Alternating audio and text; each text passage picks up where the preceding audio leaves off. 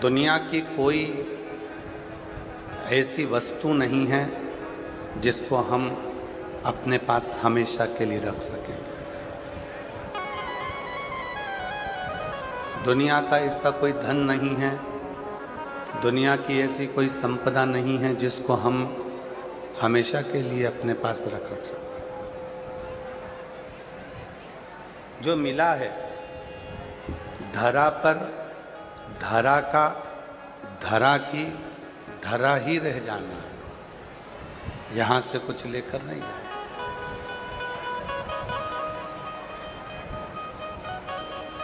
यहीं पर छोड़, पर उसके साथ में जब हमको सब संसार सागर में से लिया है और संसार सागर में ही छोड़ना है, तो उसके साथ क्यों ना भगवान की अविरल भक्ति को प्राप्त किया जाए। गुरु नानक देव जी बाले से कहते हैं, बाले हर एक में उस रब को देखो जिसमें सबका नूर है। सबके भीतर वही गुरु नानक देव जी कहते हैं कि एक ही का नूर सबके भीतर, कोई दूसरा नहीं है।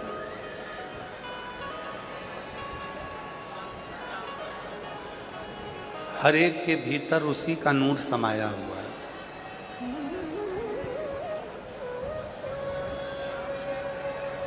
तो बाले के मन में आया, क्या ये सत्य हो सकता है?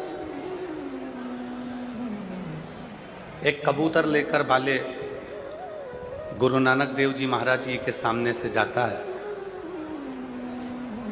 और बाले ने उस कबूतर को जंगल में ले जाकर विचार करा कि इसको मारना है जहां कोई ना हो। जब बाले उस कबूतर को देखता है तो वृक्ष देख रहे थे, आकाश देख रहा था, पर्वत देख रहा था। बाले ने उस कबूतर को मारा नहीं और गुरु नानक देव जी के पास आ गए। आज गुरु नानक देव जी बड़े प्रसन्न थे। क्यों? क्योंकि बाले की जो अज्ञानता थी वो आज मिट रही थी।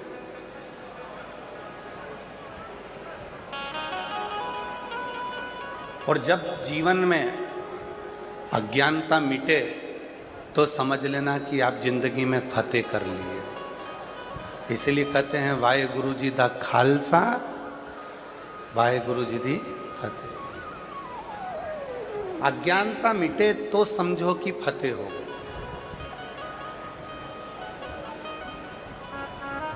भीतर का अज्ञान समाप्त हो तो समझो कि हमारी फतेह हो गई, विजय।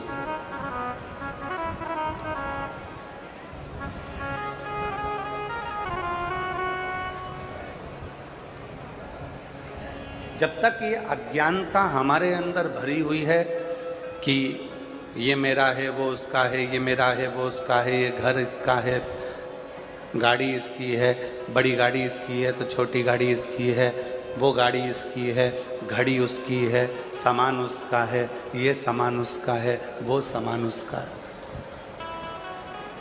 एक घर के अंदर अगर हम रह रहे हैं, एक परिवार के साथ रह रहे हैं, तो हमारे भीतर ये भाव होना चाहिए कि हम सब एक हैं, सब एक।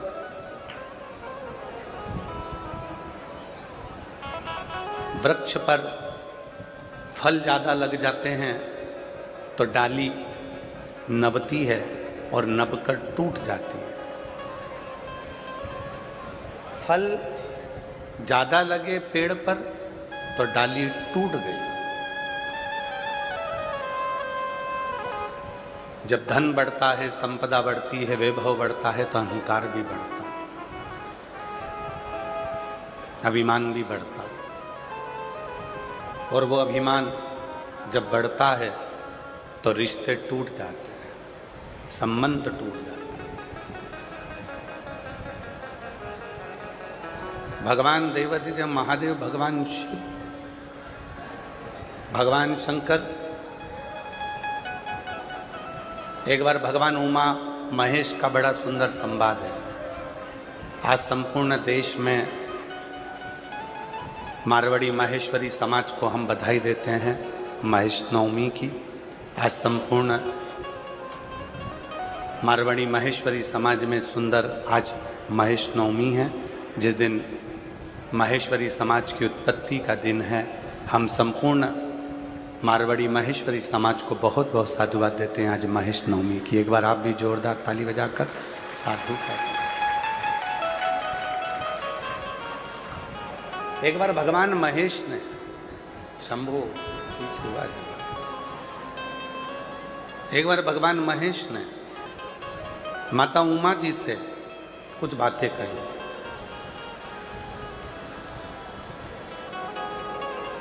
माता उमा जी ने पूछा भगवान श्री महेश से, माता उमा जी ने पूछा भगवान श्री महेश से, ये रूप हैं भगवान के।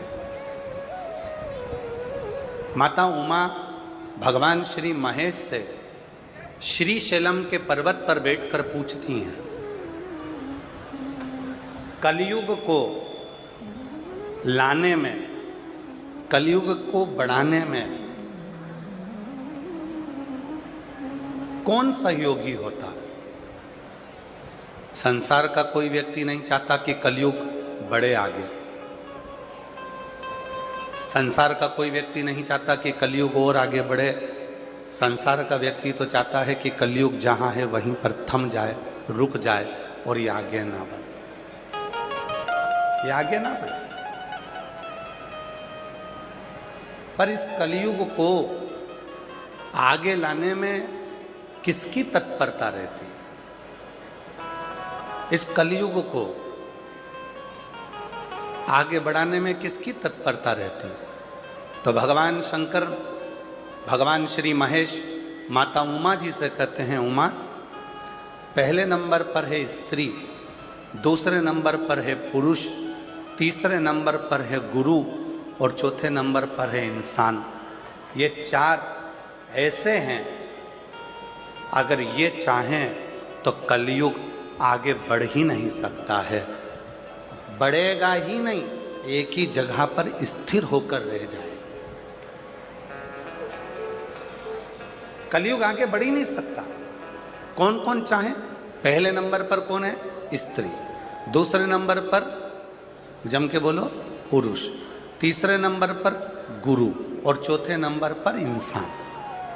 अगर ये चार चाहें तो कलयुग अपना कदम बढ़ा ही नहीं सकता। अगर ये चार चाहें तो कलयुग अपना पांव आगे बढ़ा ही नहीं सकता। ये चार को रोकना चाहिए कलयुग को। तो कलयुग ये कैसे रोक सकते हैं? तो कहा, स्त्री लज्जा को, शर्म को ना भूले तो कलयुग आगे बढ़ ही नहीं सकता। स्त्री लज्जा को रखे, शर्म को रखे।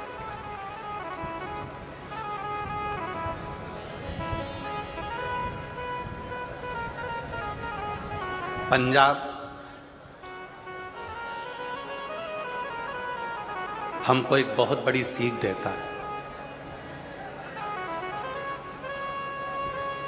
पंजाब एक हमको सबसे बड़ी सीख देता है कि जब भी गुरुद्वारे में जाया जाता है, जब भी कोई सत्संग में जाया जाता है, तो सिर पर अपनी चुन्नी को मेरी जीजियां अपने माथे पर रख लेती। पुरुष जब गुरुद्वारे में जाते हैं, सत्संग में जाते हैं, लंगर में जाते हैं, तो अपने सिर पर एक वस्त्र, एक पाग, पगड़ी, एक वस्त्र रख लेते हैं। क्या है? क्या है? और ये बात केवल एक की नहीं है। गुरु नानक देव जी महाराज जी से भी बाले ने पूछा था कि जब कोई लंगर चखता है तो अपने मस्तक पर वस्त्र क्यों रखता है?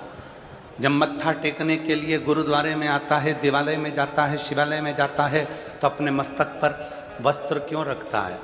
तो कहा गुरु नानक देव जी ने, वहां पर हम तो नहीं होंगे, पर जब वो वस्त्र अपने मस्तक पर हमारा सम्मान के भाव से रखेगा तो हमारा हाथ वस्त्र के रूप में उनके सिर पर रखा ही रहेगा।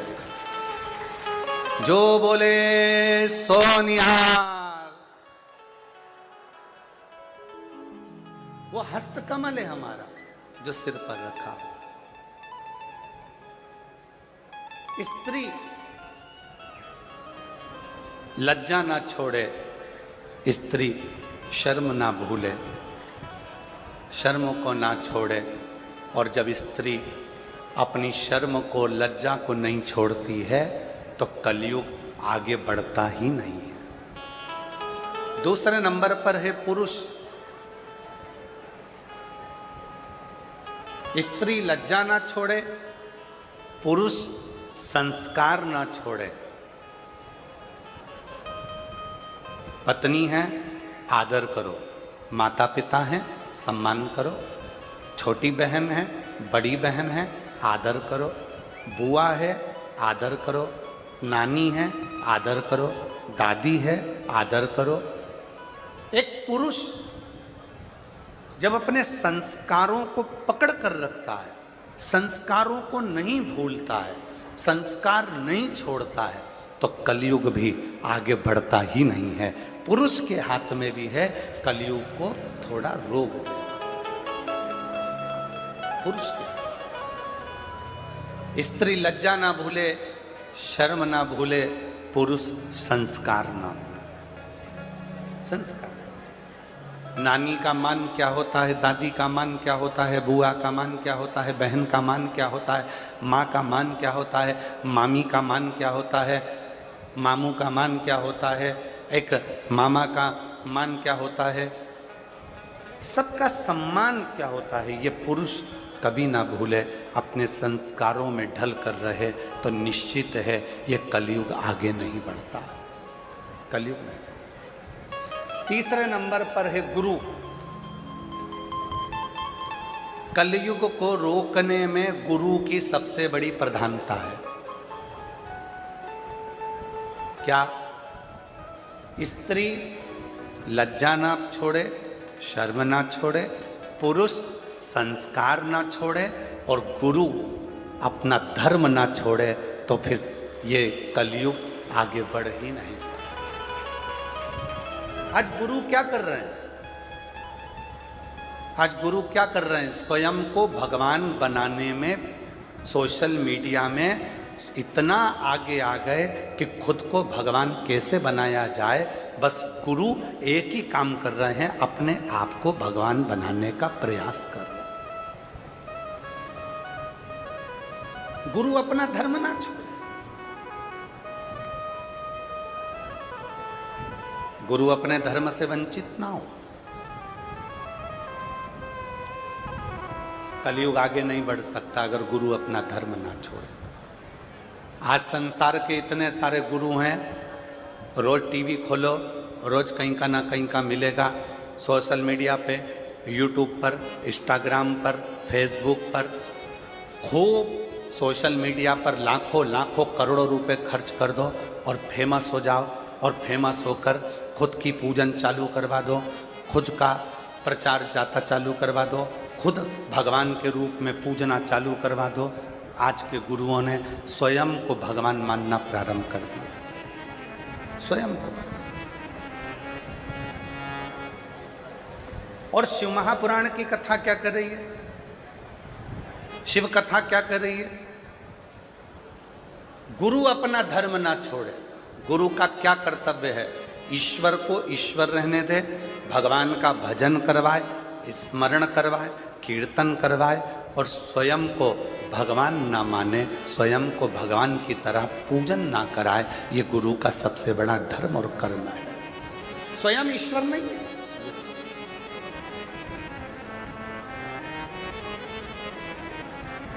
आज के गुरु ऐसे हो गए, स्वयं को ईश्वर का प्रतीक मानने लगे कि हम भगवान हैं, हमारी पूजन करो, आरती उतारो, हमारा दर्शन करो। हमको ही केवल भजो। ये सोशल मीडिया के गुरु हैं।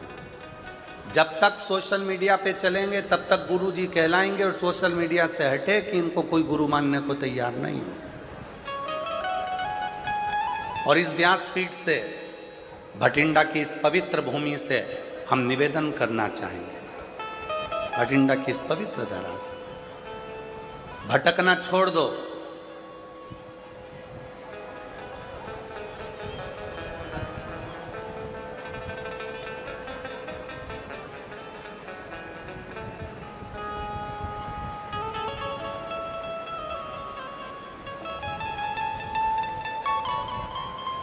कहीं नहीं भटकना, भटकना छोड़ो। कोई कहे कि ये गुरु, कोई कहे वो गुरु, कहीं नहीं भटकना। अपन को तो केवल जिसकी वाणी हमारे हृदय को छू जाए और जिसकी वाणी से हमें शिव मिल जाए, बस वही गुरु है। बाकी के हमें कहीं जाने की, भटकने की जरूरत नहीं।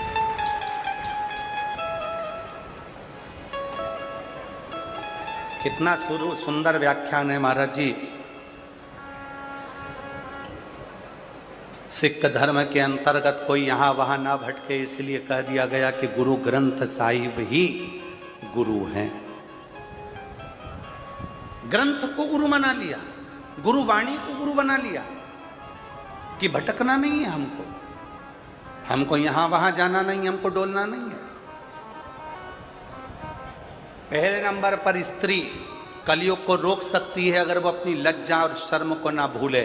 दूसरे नंबर पर पुरुष अगर वो अपने संस्कारों को ना भूले तो कलयुग को रोक सकता है।